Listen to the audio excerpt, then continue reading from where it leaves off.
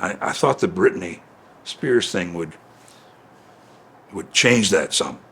And they call it conservatorship out there instead of Tennessee and California use the term conservatorship. The rest of us use the term guardianship. And I thought that would help some. And it has sparked some things. And there are some hearings will be held. I doubt we're going to see much change. I think change is more likely in California than anywhere else, and they have a new statute that will improve things some. So we'll see. But to me, it's an anathema and one of the irritants that all my decades at this and all my decades fighting this issue have been to no avail. My advice to parents who are going to hear this from professionals, whether it's psychologists or maybe the worst of all, people in schools. And by the way, think about that for a minute.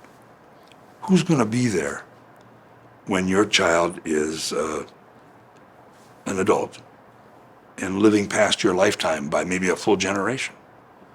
Do you think those school people are going to be around there? They know almost nothing about the adult side of things anyway, let alone giving you advice about it.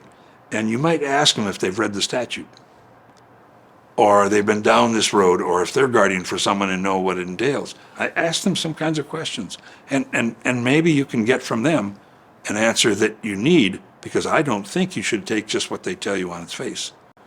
And even some attorneys. Well, think about it for a minute. If I go into court and get you guardianship, I'm probably entitled to a bigger fee than if I help you write a power of attorney and we never go into court and I do it in my office and it's a short term. There are all kinds of things that we could do. And my question to you, my suggestion to you rather, is always to question. How do you know that? Show me where it says. Provide me with a statute. Whatever you're claiming is probably hearsay, and it's probably passed on to you by whoever had your job before you did. And so it's habit and history now, but it isn't necessarily real. So I want to see the reality of it.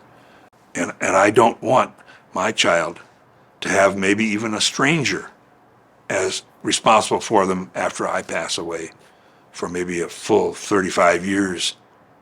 When you're no longer around, you're going to have maybe a stranger take your place. There's no requirement that we have in statutes anywhere that the person care about your son or daughter. It could be a state employee who's the guardian. It could be a stranger, total stranger who's the guardian, who has very few requirements to get to meet your child and no requirements about making your child happy.